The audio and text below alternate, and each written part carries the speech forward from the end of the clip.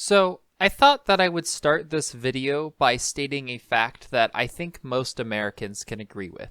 Public transportation in most of the US is bad. Like, real bad.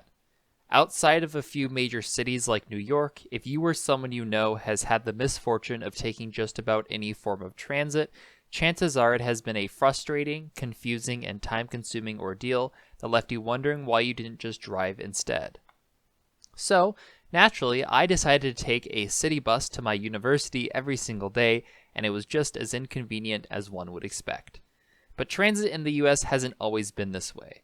Indeed, America used to be a world leader in transportation infrastructure and technology, thanks in large part to an expansive and effective network of streetcars and trains.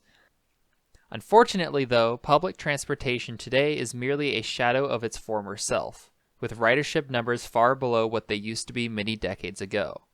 Now, I could spend a substantial portion of time explaining the history behind why this has happened and why it is imperative that society largely switches away from private vehicles for a number of reasons, but I didn't want to lose focus and derail this video any further. Pun intended. Instead, I will primarily be focusing on how cities can substantially improve their existing service and therefore attract more riders. Now, from my personal experience and people who are far more qualified than I am to make this video, there are really three major factors that can and should be improved to make public transportation a viable option: convenience, frequency, and reliability. So, let's talk about them. Starting out with convenience, if taking public transit is slower than driving, then people just won't use it unless you're kind of weird like I am.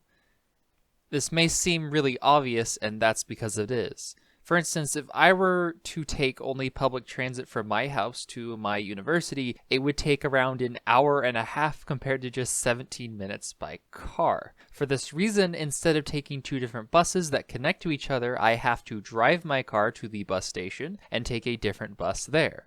And even when I do that, public transport still takes about an hour. This is absurd, so how do we fix it?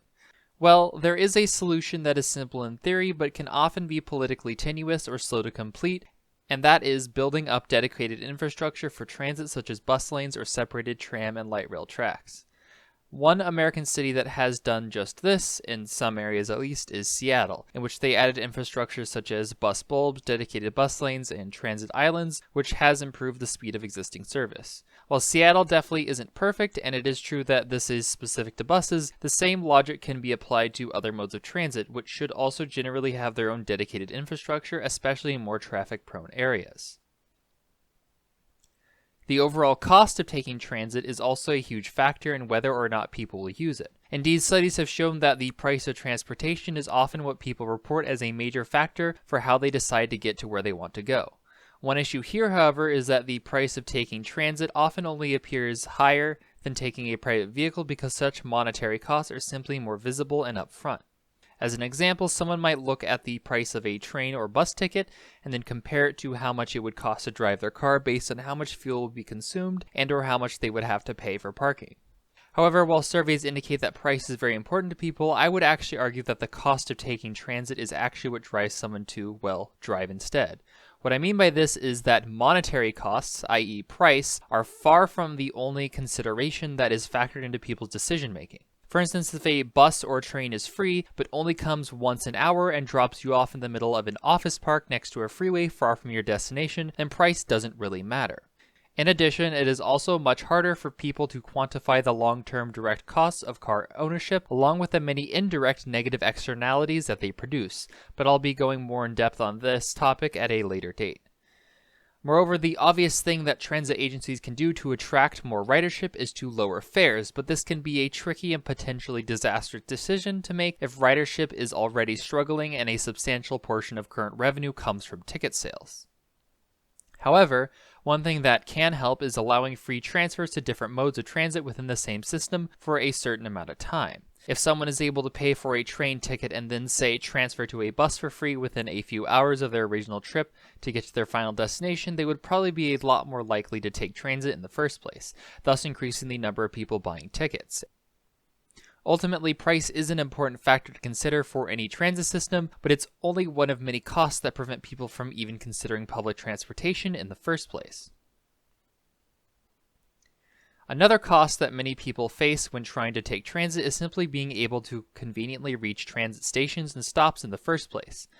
If it is difficult or cumbersome to access transit or even figure out what bus or train to get on, then people are just not going to use it.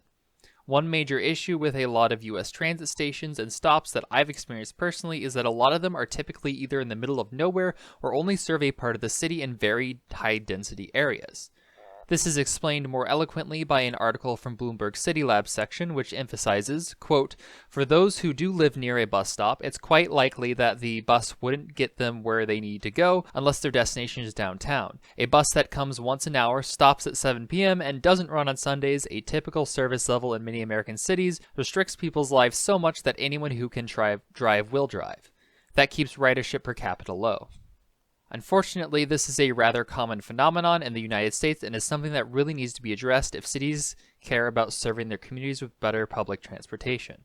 This also fits into a third way to improve the convenience of public transit, which is to further integrate various modes together. For instance, if I want to take a train between cities, it should be easy for me to say walk to a bus stop, take the bus to the train, and when I get off the train, hop on something like a tram or metro or anything else to get to my final destination. Once again, however, this is rarely the case in America, where transit stops are so far from both major destinations and other modes that you essentially have to drive to them, which kind of defeats the purpose.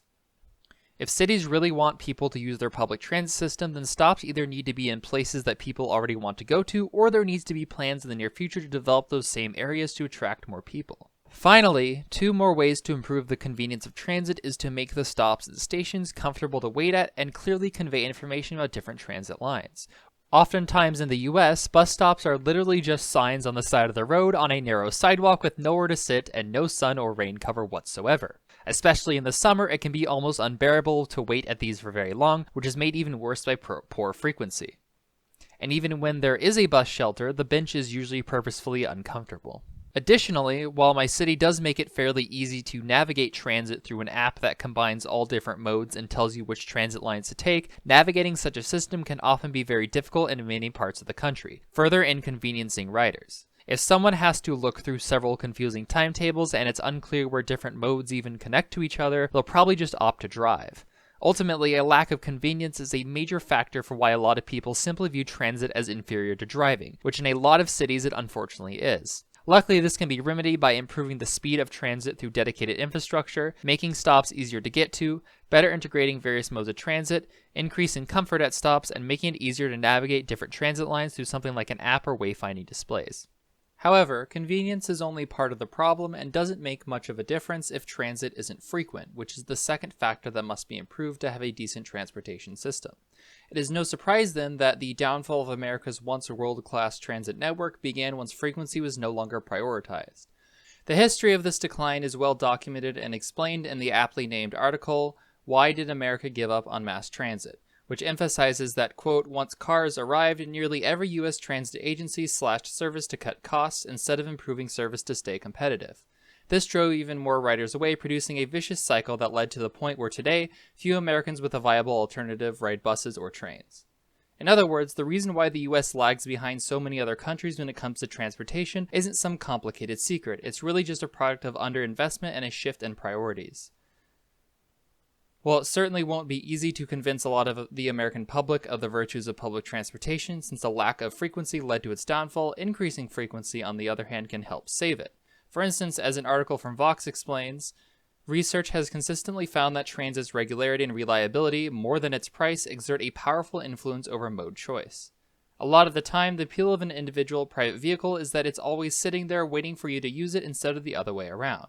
With the rise of the automobile has come the promise that you can go anywhere at any time of day or night, rain or shine, without having to rely on anyone else. However, this apparent abundance of freedom comes at the steep cost of environmental devastation, the destruction of countless communities, and wasting our lives in hours and hours of endless traffic.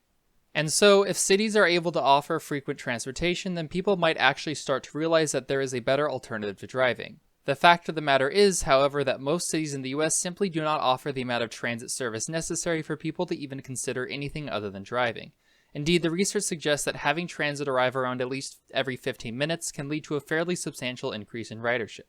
The level of service that does exist, however, is often so infrequent that riders essentially have to constantly plan their day around transit schedules, which drives a lot of people away from it.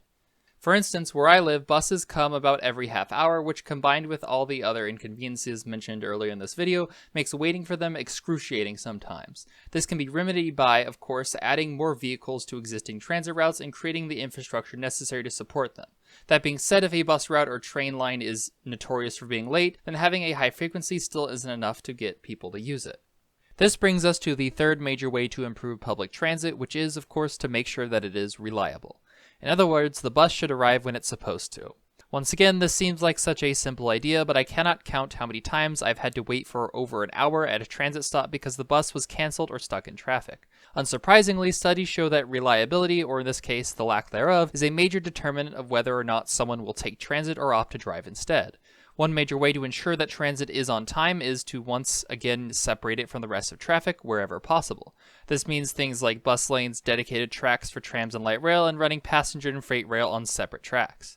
Another major issue that transit agencies across the country are facing is driver shortages, which has had an impact on reliability and service frequency in many American cities. However, this so-called shortage, in my opinion, is really not so different from essentially every other industry that allegedly can't find anyone that wants to work anymore. In that if transit operators were paid more and had better working conditions, this probably would cease to exist. Of course, it's easier said than done to simply pay people more when budgets are already so constrained, which demonstrates how funding really is everything. And so, here we are at the secret fourth category that is really the most important of them all: money. Once the all-powerful automobile captured the hearts and minds of American citizens and lawmakers, public transportation was just no longer a priority, leading to a shift in focus to car-centric infrastructure. Unfortunately, what was once a thriving transportation system became nothing more than an afterthought lost to time. Even when public transit projects are given the funding that they so desperately need, it is often provided in a severely flawed way. In the mid-1960s, Congress passed the Urban Mass Transportation Act, which provided federal funding to major projects across the country, but at the same time left funding for actually operating these new transit lines up to states and municipalities. This means that even if federal funding is allocated to build dedicated bus lanes, light rail, or any other form of mass transit infrastructure in a given city, that city might not even have the budget to hire enough drivers to make service frequent enough in the first place. Thankfully, in more recent times, many cities and transit agencies have been able to fill this gap with bond measures and ballot initiatives across the country to raise money through small tax increases or other fees. Indeed, in just the 2022 midterm election, of the 19 transit-related ballot initiatives, 14 of them were approved by voters, which is an over 80% success rate. While this might not seem all that groundbreaking, it demonstrates that there is an appetite for improved transit service across the country, and that political organizing was and is an effective tool for getting projects the funding that they need. It certainly won't be easy to get the needed funding for transit, but continuing to advocate for it at all levels of government is the only way to make any meaningful change, because without money, nothing else really matters or will get done. In the end, there are many different factors that have contributed to the almost absurd state of public transportation in the United States, which continues to drive people away from transit altogether. As we explored in this video, convenience, frequency, and reliability are the three key areas where America lags behind the rest of the world, but it doesn't have to be this way. Indeed, the convenience of taking public transportation can be vastly improved through constructing dedicated infrastructure so transit doesn't get stuck in traffic, creating reasonable prices for fares, better integrating transfers and making them free, ensuring that transit stations are accessible to all and are in a good location, and displaying information about transit lines in an intuitive manner. In terms of frequency, transit agencies need to avoid the endless cycle of cutting service, which leads to lower ridership and then less service, and so on and so forth. This is, of course, easier said than done, but cutting service to save money really only leads to less ridership, which itself reduces revenue from ticket sales.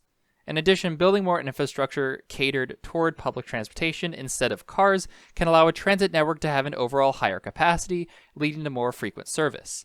However, if transit doesn't even show up when it's supposed to in the first place, then people won't bother using it. Luckily, just as with convenience and frequency, separating transit from cars can reduce the chances of it being delayed. And while a lack of frequency is often blamed on driver shortages, this so-called shortage would probably no longer be an issue if transit operators were paid better wages and benefits. Ultimately, all of this requires money, which is something that transit agencies just don't have.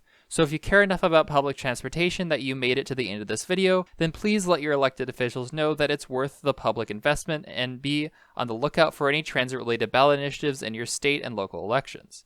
It should go without saying, but you should also try to vote for candidates who understand the importance of public transit and could be elected to a position where they can actually change things. And of course, perhaps the best way to bring attention to any particular topic is to talk about it.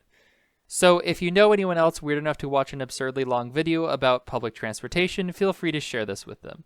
Also, this video was originally going to cover a lot more topics, but I decided that it would be best to split it into multiple ones for the sake of not making it 2 hours long. Therefore, if videos on public transportation and other policy topics ranging from climate change to electoral reform sound interesting to you, then feel free to like and subscribe. Thank you so much for watching, and stay tuned for the next video, which should come out between now and the implosion of our star.